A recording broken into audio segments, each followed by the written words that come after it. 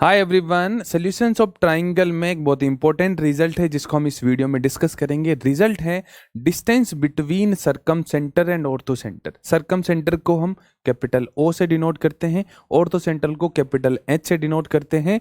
तो जो OH distance आएगी हमारे पास वो आएगी capital R square root 1 minus 8 cos A cos B और कोस C होगी। ये बहुत इंपॉर्टेंट रिजल्ट है जिसको हम डायरेक्ट ध्यान भी रखेंगे और समझेंगे कि ये रिजल्ट आता कैसे है। तो आप लोगों को सबसे पहले तो ये पता होना चाहिए कि सरकम सेंटर कैसे बनेगा और ऑर्थो सेंटर कैसे बनेगा। तो सरकम सेंटर बनता है जो परपेंडिकुलर बाइसेक्टर्स होते हैं साइड्स के, AB साइड का परपेंडिकुलर बाइसेक्टर, AC साइड का परपेंडिकुलर बाइसेक्टर और BC साइड का परपेंडिकुलर बाइसेक्टर मैंने यहाँ पे ड्रॉ कर रखे हैं। इनके नाम यदि मैं आप पे दे दूँ D, E और F, तो ये हो गए साइड्स के परपेंडिकुलर और इनका इंटरसेक्टिंग पॉइंट हो जाएगा सरकम सेंटर, जिसको हम कैपिटल O से डिनोट करते हैं। नेक्स्ट बात आती है ऑर्थो सेंटर की। तो ऑल्टीट्यूड्स का जो इंटरसेक्टिंग पॉइंट होता है, तो A से यहाँ पे ऑल्टीट्यूड डाला, इसको नाम रख दिया P, B से यहाँ डाला Q और C से यहाँ पे डाला तो इसका नाम रख दिया R। तो ये इंटरसेक्टिंग पॉइंट हो गया कैपिटल H। हमें फाइंड आउट करना है OH, ये डिस्टेंस कितनी होगी। ये डिस्टेंस अपने को फाइंड आउट करनी है कि कितनी आएगी इस, ठीक है। चलो जी, अब हमें ये क्या क्या चीज़ें पता है। देखो, यहाँ से कैपिटल O से A, B और C की जो डिस्टेंस होती है वो कैपिटल R होती है, सरकम रेडियस। ये सबको पता है आपको। तो यहाँ पे मैं मार्क कर लेता हूँ। जो OA है वो अपने को पता है, OA है ना, OB भी अपने को पता है, OC भी अपने को पता है, कैपिटल R होगी, ठीक है। A से H की डिस्टेंस, वर्टेक्स से हाइपोटेनियस की डिस्टेंस, सॉरी ऑर्थो सेंटर की, वर्टेक्स से ऑर्थो सेंटर की जो डिस्टेंस होती है वो भी अपने को पता है ना। तो यहाँ पे हमें क्या क्या पता है, AO पता है। AO कितनी होगी, कैपिटल R। AO जो डिस्टेंस होगी वो कैपिटल R होगी, ये पता है अपने को। और AH पता है अपने को, AH की वैल्यू है ना, पिछले लेक्चर में आपको बताया गया था। वर्टेक्स से ऑर्थो सेंटर की जो डिस्टेंस होती है, वर्टेक्स A से कितनी हो जाएगी, 2R कोस A हो जाएगी, 2R कोस A, ठीक है। और देखो यहाँ पे एक ट्राइंगल बन गया, AOH एक ट्राइंगल बन गया जिसमें हमें AO पता है, AH पता है और चाहिए क्या, OH हमें फाइंड आउट करना है। OH हमें फाइंड आउट करना है। ट्राइंगल की दो साइड्स नॉन है हमारे पास, थर्ड साइड फाइंड आउट करनी है, ठीक है। अब हम बात करेंगे एंगल्स की, क्योंकि तीसरी साइड तो हमें फाइंड आउट करनी है। तो एंगल्स पता हो जाए, कोई भी एक एंगल पता लग जाए तो फिर हम कोसाइन रूल से तीसरी साइड निकाल सकते हैं। कोसाइन रूल, दो साइड्स और एक एंगल पता हो तो तीसरी साइड निकाली जा सकती है। तो इसी साइड के सामने वाला एंगल, इसको फाइंड आउट कर लेते हैं कि OAH कितना आएगा। OAH की वैल्यू पता लग गई तो हमारा काम बन जाएगा। तो देखो ध्यान से समझना, इसकी वैल्यू निकालते। जो कंप्लीट है वो तो है कैपिटल A है ना, कंप्लीट एंगल BAC एंगल तो कैपिटल A है। अब वन बाय वन बात करते हैं। देखो, ये तो हमें फाइंड आउट करना है, इसको और इसकी वैल्यू निकाल लेते हैं ना, इधर वाले की वैल्यू निकाल लेते हैं, इसकी वैल्यू निकाल लेते हैं। BAO की वैल्यू निकालना चाहे हम तो देखो ध्यान से, यहाँ पे आप देखोगे तो ये जो एंगल बन रहा है, ये वाला एंगल, ये एंगल जो है ये कितने डिग्री का है, 90 डिग्री का है। इधर ये वाला एंगल भी कितने डिग्री का है, 90 डिग्री का है ना। यहाँ पे ये एंगल 90 डिग्री का है और ये जो एंगल है वो C है, कैपिटल C। ये कैपिटल C है, ये 90 डिग्री का है। तो ट्राइंगल में, पहले मैं एक ट्राइंगल ले रहा हूँ, ट्राइंगल APC के अंदर जो ट्राइंगल APC है वो आपको राइट एंगल ट्राइंगल दिख रहा है। यस सर, क्लियरली विजिबल है, राइट एंगल ट्राइंगल। ये 90 डिग्री, ये C है, तो एंगल PAC को क्या होना पड़ेगा, एंगल PAC कितना हो जाएगा, 90 डिग्री माइनस C हो जाएगा। मतलब ये वाला एंगल आ गया, एक 90 है एक C है, तो बाकी क्या हो जाएगा, 90 minus C, angle sum property से। यस सर, ये एंगल फाइंड आउट कर लिया। अब हमें चाहिए ये वाला एंगल, है ना, ये एंगल चाहिए अपने को, ठीक है। तो इसको भी ढूंढते हैं। देखो, इसको ढूंढने के लिए अपने को क्या करना है, यहाँ पे ये भी परपेंडिकुलर बाइसेक्टर है तो यहाँ पे भी 90 डिग्री का एंगल ही बन रहा है। यस सर बन रहा है।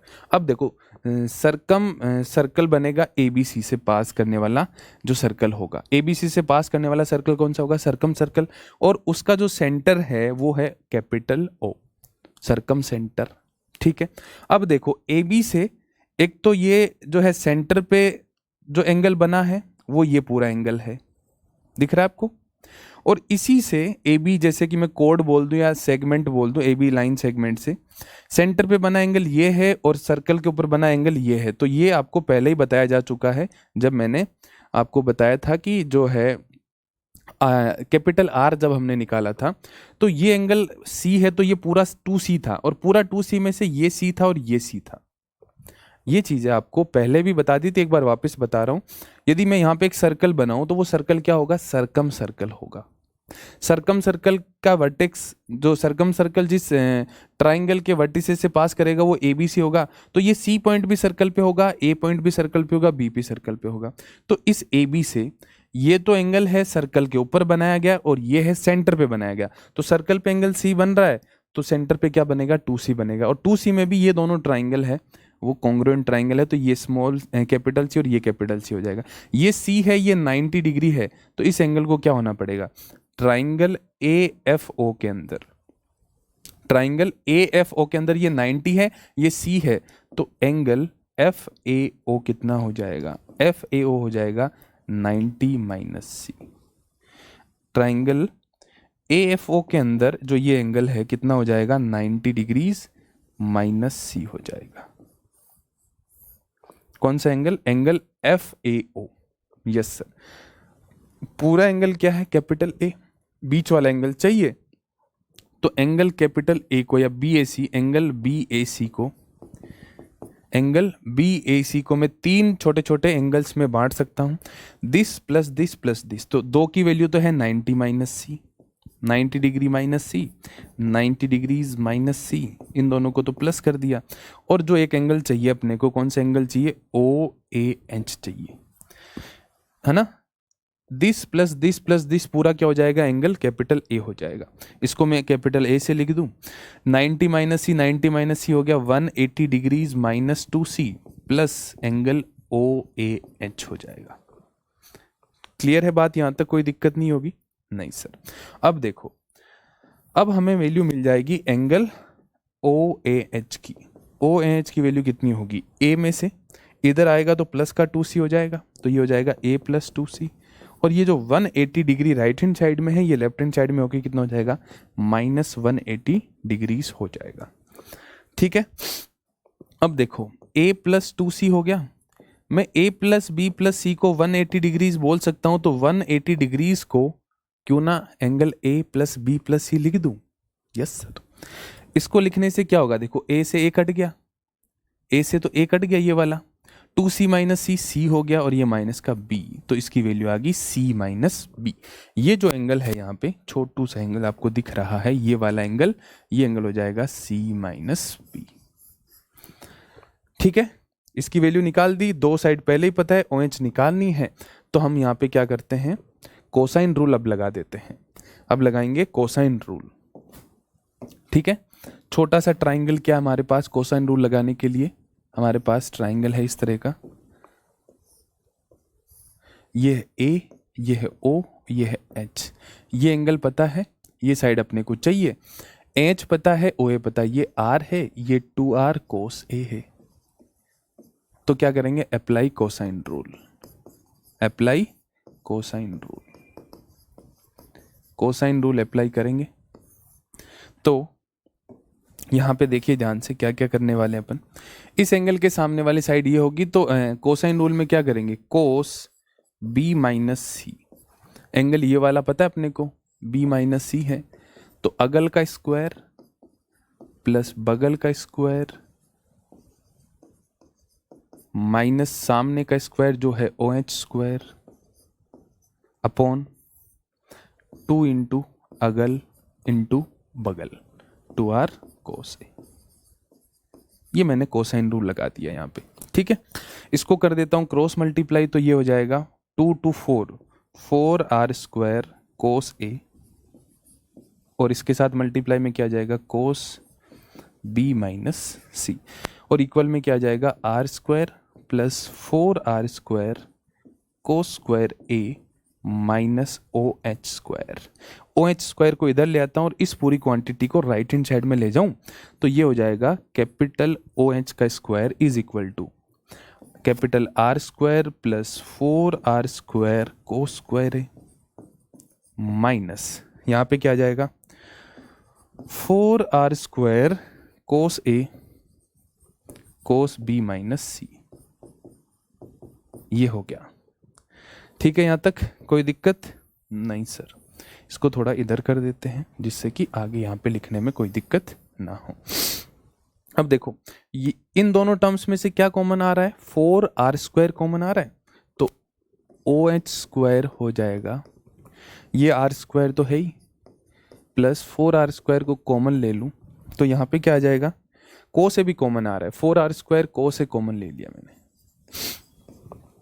ठीक है, को से कॉमन ले लिया तो बचा क्या, cos A minus cos A minus cos B minus C बच गया, यहाँ पे ये बच गया, is equal to R square plus 4r square cos A, cos C minus D का फॉर्मूला लगा सकते हैं क्या, यहाँ पे कोस सी माइनस कोस डी लगा सकते हैं, या फिर हम यहाँ पे एक ऐसा काम भी कर सकते हैं, जैसे यहाँ पे बी माइनस सी है तो यहाँ पे बी प्लस सी आ सकता है।